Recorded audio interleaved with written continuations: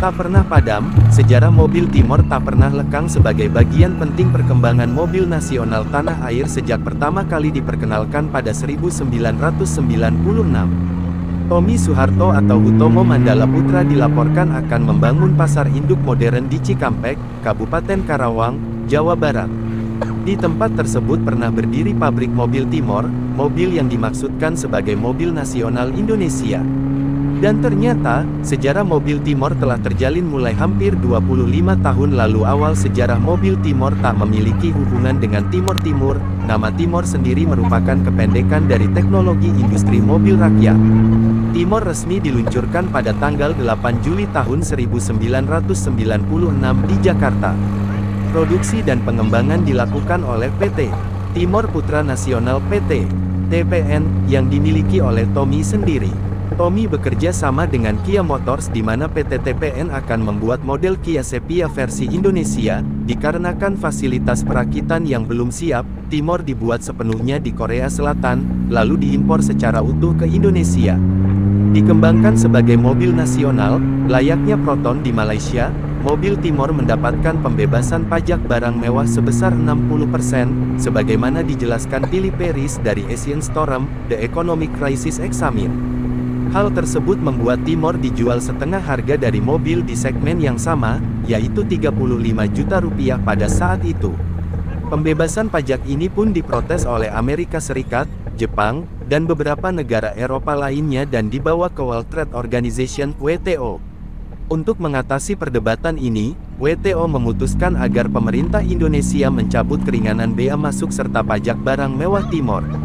Dan baru 1 tahun setelah debutnya, produksi Timor diberhentikan pada 1997 karena krisis moneter serta masalah lainnya yang menyebabkan Soeharto lengser dari jabatannya sebagai Presiden Indonesia. Selanjutnya Timor S515, S516 berganti nama menjadi Kia Sepia pada tahun 1999, dan digantikan oleh Kia Souma hingga tahun 2002. Lalu digantikan oleh Kia Rio dan Kia Spectra. Kia Pride memperbaharui generasi mobil ini pada tahun 2012, hingga setelahnya digantikan oleh Kia All New Rio pada 2012 silam. Menilik mobil Timor dari berbagai sumber, sejarah mobil Timor pertama kali diperkenalkan tidak hanya dalam satu model badan saja. Timor memiliki beberapa varian, seperti S515, S516i, S513 per detik persegi city car, SL516i limousine 4 pintu dan 6 pintu serta SW515i berbadan station wagon untuk karoseri. Namun Timor versi sedan menjadi varian populer kala itu. Tampilan depan eksterior Timor sudah dilengkapi dengan desain lampu yang tipis berbentuk segi 4. Timor S515 juga mendapatkan fog lamp untuk membantu ketika berkendara ketika malam hari. Sedangkan S515 So memiliki reflektor yang tersambung pada kedua lampu utama di belakang. Sedangkan S515 DOHC tidak mendapatkan fitur ini. Masuk ke bagian dalam, dashboard Timor terlihat cukup modern untuk sedan kala itu. Konsol tengah memiliki kontrol AC serta sistem audio. Panel instrumen terbilang konvensional di balik lingkar kemudi yang masih polos. Tapi sayangnya, dashboard masih menggunakan material plastik keras. Sebagian pemilik menggunakan kaca film untuk menolak paparan sinar matahari dari kaca depan. Bagian dalam Timor cukup modern kala itu. Timor mendapatkan fitur yang cukup mentereng dibandingkan mobil lain yang dipasarkan pada tahun 90-an. Anda sudah mendapatkan sistem audio single din yang mampu memutar kaset dan radio AM/FM, serta password sebagai fitur keamanan pada head unit.